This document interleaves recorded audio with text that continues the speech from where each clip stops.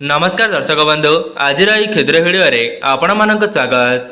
17 April शुक्रवार रुक्मिणी अमावास्या दिन एक मुठी लुणर करनियंतु महा उपाय। एहाकु करिबा द्वारा आपणक जीवन को धन आसीबार मार्ग खोलीजिब। ता सहित आपणकर भाग्य एते मात्रा रे परिवर्तन होइजिब जे आपण निजे मध्य जानि परिबे नाही एवं हस खुशी रे पूरी उठिब आपणक घर परिवार। ता सहित आपणक मनरे जहाँ भी किछि अधा अधूरा मनस्कामना रही अछि से सबु मध्य माँ लक्ष्मी एवं नारायणक आशीर्वाद पूरण होइजिब। दर्शक बंधु आपण माने जानिछंती आमर सनातन धर्म रे अमावास्यार बहुत अधिक महत्व रही थाए। जेहेतु चलित वर्षर रुक्मिणी अमावास्याटी शुक्रवार दिन पड़िबा पई जाउची तेबे एही दिन अनेक प्रकारर शुभ जोगर संगठन हेबाकु जाउची जाकि आपण माने माँ लक्ष्मी एवं नारायणक आशीर्वाद को एका साथी रे प्राप्त करि परिबे। दर्शक बंधु पवित्र रुक्मिणी अमावास्या दिन अनेक प्रकारर शुभ जोगर संगठन हेबाकु जाउची जेमिति कि आयुष्मान जोग अमृत सिद्धि जोग एमिति अनेक गुड़िए शुभ जोगर संगठन हेउची। सेथिपाई जो व्यक्ति माने आज शुक्रवार रुक्मिणी अमावास्या दिन एक मुठी लुणर एही महा उपायटी को करि नेउचंती तेबे सेमानक भाग्य रे केवल लाभ ही लाभ देखादेब। दर्शक बंधु मु आपण मानको भिडियोर आगरे बताई रखिबी जे लुणर केउ उपाय को केउ समय रे करिबा द्वारा आपणको सेथिरो 100% लाभ मिली परिबो। सेथिपाई जो माने भी एही भिडियोटी को देखुचंती आपणकर फायदा निमंते भिडियोटी को शेष पर्यंत निश्चय देखंतो। जदि आपण माने भिडियोटी को स्किप करि देबे तेबे आपणक जीवनर उन्नति निमंते किछि गुरुत्वपूर्ण कथा को आपण माने हराई देबे एवं जहा द्वारा आपण माने सेही उपाय गुडी को भल भाबरे बुझी परिबे नाही। दर्शक बंधु जदि आपण माने ए पर्यंत भिडियोटी को लाइक करि नांती भिडियोटी को लाइक करी कमेंट बॉक्स रे जय माँ लक्ष्मी जय जगन्नाथ अवश्य लिखि दियंतो एवं चैनल टी रे नुआ थिले चैनल टी को सब्सक्राइब करि दियंतो। दर्शक बंधु जदि आपण माने बहुत बड़ा बड़ा पूजा पाठ करि नेबा परे भी आपणक निकट को धन आसु नाही किंबा आपणक परिवारर उन्नति हेउ नाही तेबे आपण माने 17 एप्रिल शुक्रवार रुक्मिणी अमावास्या दिन एक मुठी लुणर एही महा उपायटी को थरे मात्र परीक्षा करी देखंतो। एही उपायटी को करिनेबा परे आपणक उपरे एवं आपणक परिवार उपरे माँ लक्ष्मी एवं नारायणक आशीर्वाद वर्षा हेबो। ता सहित आपणक मनरे जहाँ भी किछि अधा अधूरा मनस्कामना रहिथिला से सब को मध्य माँ लक्ष्मी पूरण करिदेबे। दर्शक बंधु आजिर समय रे जो माने धनवान होई परिछंती अर्थात सेमानक पाखको धन आसी पारिछि सेमाने मध्य एही सब उपाय को करिनेबा द्वारा माँ लक्ष्मी एवं नारायण सेमानक उपरे प्रसन्न होई जाइछंती जहा द्वारा सेमाने तांका जीवन रे आजिका समय रे धनवान होई परिछंती जहा द्वारा सेमानक मध्य एहार शुभ फल मिली पारुछि। आपणक जीवन रे जे कौनसी भी समस्या चली थाउ से ऋण करज हेउ किंबा अर्थजनित कौनसी समस्या हेउ नचेत चाकरी क्षेत्र रे आपणको चाकरी प्राप्त हेउ नाही तेबे आपणकर समस्त समस्यार लुण ही केवल समाधान करि परिबो एवं आपण निजे ही एही उपायटी को करिके देखि नेबा परे निजे ही चमत्कार देखिबा पई पाइबे। दर्शक बंधु चलित वर्षर रुक्मिणी अमावास्याटी शुक्रवार दिन पड़ुथिबा कारणरो आपण माने एका साथी रे माँ लक्ष्मी एवं नारायणक आशीर्वाद को प्राप्त करि परिबे एवं आपण माने जानिले आश्चर्य हेबे जे जो व्यक्तिक उपरे माँ लक्ष्मी एवं नारायणक आशीर्वाद एका साथी रही जाई थाए से व्यक्ति ता जीवन रे बहुत उन्नति करने सहित ता परिवार को मध्य खुशी रे रखि पारि थाए। दर्शक बंधु एमिति भी किछि लोक अछंती जो माने कठिन परिश्रम करिनेबा परे भी सेमानक परिश्रमर मूल्य मिली पारि न थाए जहा द्वारा सेमाने तांका भाग्य को ही दोष देई थांती। तेबे जो माने भी एही सब समस्यार सामना करूचंती तेबे आपण माने शुक्रवार रुक्मिणी अमावास्या दिन ଆପଣଙ୍କ ଘରର ଏହି ସ୍ଥାନରେ ଏକ ମୁଠି ଲୁଣକୁ ଫିଙ୍ଗି ଦିଅନ୍ତୁ।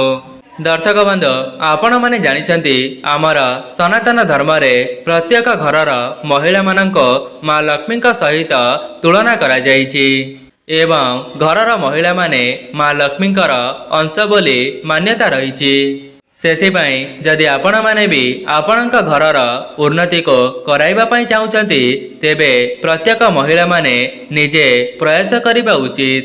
ଯଦି ପୁରୁଷମାନେ ଏହି ଭିଡ଼ିଓଟିକୁ ଦେଖୁଛନ୍ତି, ଏହି ଭିଡ଼ିଓଟି ଶେଷ ହେବା ପରେ ଆପଣଙ୍କ ଘରର ମହିଳାମାନଙ୍କୁ ଏହି ଉପାୟ ବିଷୟରେ ବତାଇ ପାରିବେ। କାହିଁକି ନା ଏହି ଉପାୟଟି କରିବା ପାଇଁ ଆପଣଙ୍କର ଟଙ୍କାଟା ମଧ୍ୟ ଖର୍ଚ୍ଚ ହେବ ନାହିଁ, ବରଂ ଆପଣମାନେ ଏହି ଉପାୟଟିକୁ କରିନେବା ଦ୍ୱାରା ଆପଣଙ୍କ ଜୀବନକୁ ଧନ ଆସିବାର ମାର୍ଗ ଖୋଲିଯିବ ଏବଂ ଆପଣଙ୍କର ଋଣ କରଜ 1 ମାସ ମଧ୍ୟରେ ଶୁଝିଯିବ। ଦର୍ଶକ ବନ୍ଧୁ, ଯଦି ଆପଣମାନେ ଚାହିଁବେ, ତେବେ ଆପଣଙ୍କ ଘରର ଉନ୍ନତି ଆପଣ ନିଜେ ହିଁ କରିପାରିବେ। ସେଥିପାଇଁ ବିଶେଷ ଦିନମାନଙ୍କରେ ବିଶେଷ ଉପାୟକୁ କରିନେବା ଦ୍ୱାରା ଆପଣଙ୍କର ହିଁ ମଙ୍ଗଳ ହୋଇଥାଏ। ଯେଉଁମାନଙ୍କ ଘରେ ନକାରାତ୍ମକ ଶକ୍ତି ଭରି ହୋଇ ରହିଥାଏ, ତେବେ ସେମାନେ ଏହି ଉପାୟଟିକୁ କରିନେବା ଦ୍ୱାରା ସେମାନଙ୍କ ଘରୁ ନକାରାତ୍ମକ ଶକ୍ତି ଦୂର ହେବା ସହିତ ସେମାନଙ୍କ ଘରକୁ ସକାରାତ୍ମକ ଶକ୍ତିର ଆଗମନ ହୋଇଥାଏ। ଦର୍ଶକ ବନ୍ଧୁ, ଆମର ସନାତନ ଧର୍ମରେ ଲୁଣର ବହୁତ ଅଧିକ ମହତ୍ଵ ରହିଛି, ଯାହାକି ଖାଦ୍ୟର ସ୍ୱାଦକୁ ବଢ଼ାଇବାରେ ଏହା ସହାୟତା କରିଥାଏ। ତା ସହିତ ଆପଣମାନେ ଜାଣିଛନ୍ତି ଲୁଣଟି ସମୁଦ୍ର ଦେବତାଙ୍କର ଅଂଶ ହୋଇଥାନ୍ତି ଏବଂ ତା ସହିତ ମା ଲକ୍ଷ୍ମୀ ମଧ୍ୟ ସମୁଦ୍ର ଦେବତାଙ୍କର କନ୍ୟା ଅଟନ୍ତି।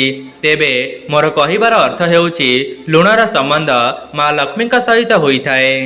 ଦର୍ଶକ ବନ୍ଧୁ, ଆପଣମାନେ ଜାଣିଲେ ଆଶ୍ଚର୍ଯ୍ୟ ହେବେ ଯେ ସାମାନ୍ୟ ଦେଖାଯାଉଥିବା ଲୁଣଟି ଆପଣଙ୍କ ଜୀବନରୁ ଦୁଃଖ ଦାରିଦ୍ର୍ୟତାକୁ ଦୂର କରିବାର କ୍ଷମତା ରଖିଥାଏ।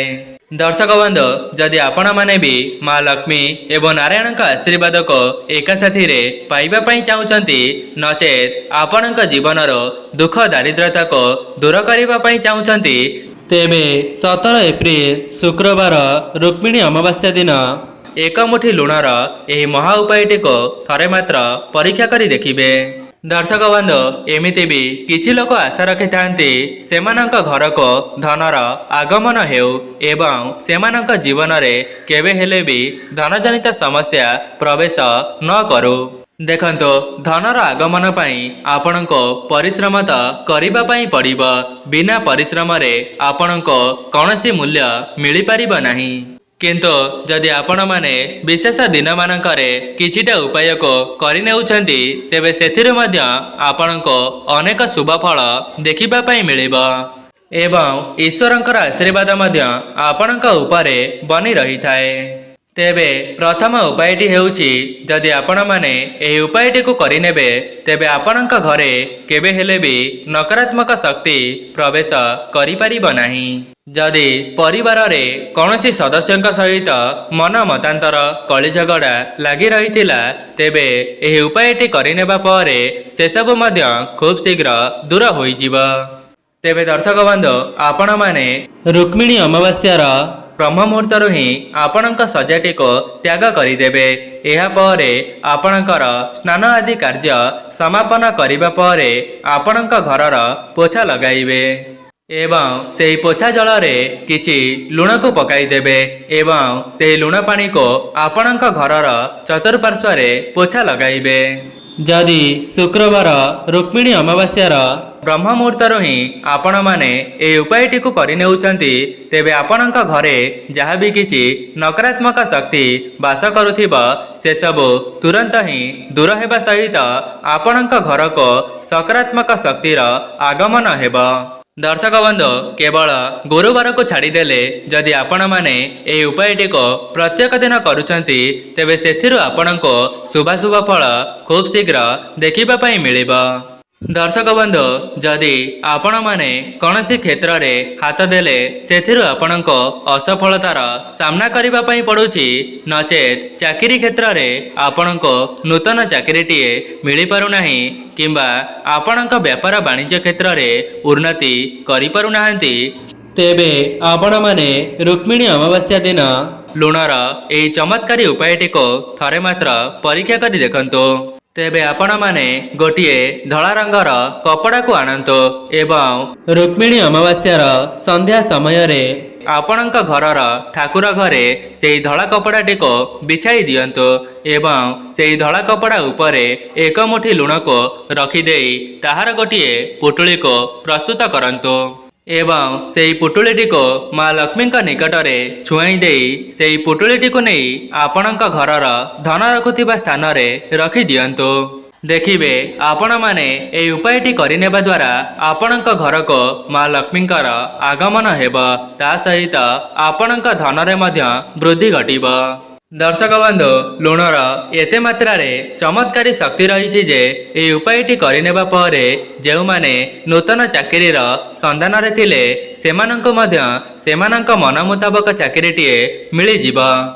ଯେଉଁମାନଙ୍କର ବ୍ୟାପାର ବାଣିଜ୍ୟ ରହିଛି, ଯଦି ଆପଣଙ୍କୁ ସେଥିରୁ ଲାଭ ଫଳ ମିଳିପାରୁନଥିଲା ତେବେ ଏହି ଉପାୟଟି କରିନେବା ପରେ ସେଥିରୁ ମଧ୍ୟ ଆପଣମାନଙ୍କୁ ଲାଭ ଦେଖିବା ପାଇଁ ମିଳିବ। ସେଥିପାଇଁ ଆପଣମାନେ ସେହି ପୁଟୁଳିଟିକୁ ଆଣି ଆପଣଙ୍କର ବ୍ୟାପାର ବାଣିଜ୍ୟ କ୍ଷେତ୍ରରେ ରଖିଦେବେ। କେବଳ ଏତିକି କରିନେବା ଦ୍ୱାରା ଆପଣଙ୍କ ବ୍ୟାପାରରେ ଉନ୍ନତି ଘଟିବ। ତେବେ ଯେଉଁମାନେ ବି ଏହି ଭିଡ଼ିଓଟିକୁ ଦେଖୁଛନ୍ତି ତେବେ ଆପଣମାନେ ରୁକ୍ମିଣୀ ଅମାବାସ୍ୟା ଦିନ ଏହି ମହା ଉପାୟଟିକୁ ଥରେ ମାତ୍ର ପରୀକ୍ଷା କରି ଦେଖନ୍ତୁ। ଯଦି ଆପଣଙ୍କର ଏହି ଉପାୟଟି କରିନେବା ଦ୍ୱାରା ମା ଲକ୍ଷ୍ମୀ ଏବଂ ନାରାୟଣ ପ୍ରସନ୍ନ ହୋଇଯାଆନ୍ତି ତେବେ ଆପଣଙ୍କ ଜୀବନର ସମସ୍ତ ଦୁଃଖ ଦାରିଦ୍ର୍ୟତାକୁ ଖୁବ୍ ଶୀଘ୍ର ଦୂର କରିଦେବେ। ଯେଉଁମାନଙ୍କର ଆର୍ଥିକ ପରିସ୍ଥିତି ବିଗିଡ଼ି ଯାଇଥିଲା ତେବେ ସେମାନଙ୍କର ଆର୍ଥିକ ସ୍ଥିତି ମଧ୍ୟ ସୁଦୃଢ଼ ହୋଇଯିବ।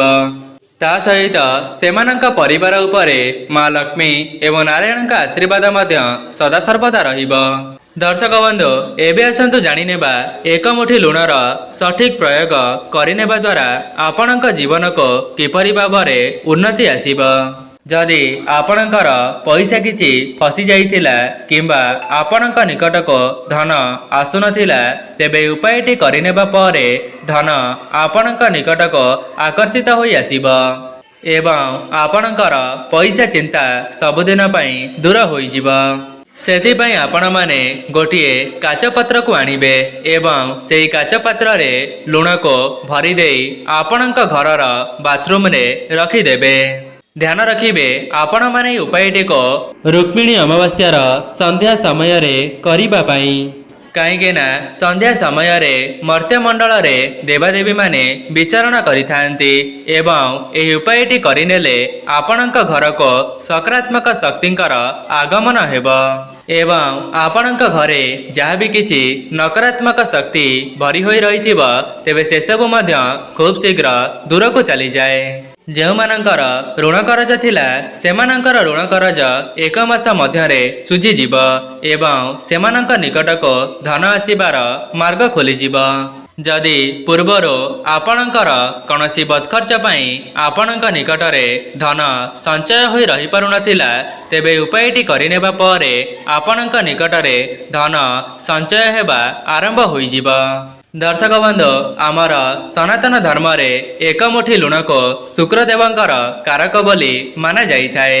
ଏମିତି ମଧ୍ୟ ମାନ୍ୟତା ରହିଛି ଯେଉଁ ବ୍ୟକ୍ତିଙ୍କର ଶୁକ୍ର ଗ୍ରହ ମଜବୁତ ଥାନ୍ତି ସେହି ବ୍ୟକ୍ତି ଧନଧାନ୍ୟରେ ପରିପୂର୍ଣ୍ଣ ହେବା ସହିତ ସେମାନଙ୍କ ଜୀବନରେ କେବେ ହେଲେ ବି ଧନଜନିତ ସମସ୍ୟା ଦେଖାଦେଇ ନଥାଏ। ଯଦି ଆପଣମାନେ ବି ଆପଣଙ୍କ ଶୁକ୍ର ଗ୍ରହଙ୍କୁ ମଜବୁତ କରିବା ପାଇଁ ଚାହୁଁଛନ୍ତି ତେବେ ରୁକ୍ମିଣୀ ଅମାବାସ୍ୟାର ସନ୍ଧ୍ୟା ସମୟରେ ଲାଲ କପଡ଼ାକୁ ପ୍ରସ୍ତୁତ କରିବେ ଏବଂ ସେହି ଲାଲ କପଡ଼ାଟିକୁ ନେଇ ଆପଣଙ୍କ ଠାକୁର ଘରେ ବିଛାଇ ଦେବେ। ଏହାପରେ ସେହି ଲାଲ କପଡ଼ା ଉପରେ ଏକ ମୁଠି ଲୁଣକୁ ରଖିଦେବେ ଏବଂ ଏହାପରେ ମା ଲକ୍ଷ୍ମୀଙ୍କ ନିକଟରେ ଗୋଟିଏ ଘିଅର ଦୀପକୁ ପ୍ରଜ୍ୱଳନ କରିବେ ଏବଂ ଦୀପଟିକୁ ପ୍ରଜ୍ୱଳନ କରିସାରିବା ପରେ ସେହି ପୁଟୁଳିଟିକୁ ନେଇ ଆପଣଙ୍କ ଶୋଇବା କକ୍ଷରେ ରଖିଦେବେ। କେବଳ ଏତିକି କରିନେବା ଦ୍ୱାରା ଆପଣଙ୍କର ଶୁକ୍ରଗ୍ରହ ମଜବୁତ ହୋଇଯିବେ ଏବଂ ମା ଲକ୍ଷ୍ମୀଙ୍କର ସ୍ଥିର ବାସ ଆପଣଙ୍କ ଘରେ ସଦାସର୍ବଦା ରହିବ। ଦର୍ଶକ ବନ୍ଧୁ, ମୁଁ ଆପଣମାନଙ୍କୁ ଲୁଣର ଗୋଟିଏ ରାମବାଣ ଉପାୟ କହି ରଖୁଛି ଯାହାକୁ କରିନେବା ଦ୍ୱାରା ମା ଲକ୍ଷ୍ମୀ ଏବଂ ନାରାୟଣଙ୍କର ଆଶୀର୍ବାଦ ଆପଣଙ୍କ ପରିବାର ଉପରେ ସଦାସର୍ବଦା ରହିବ।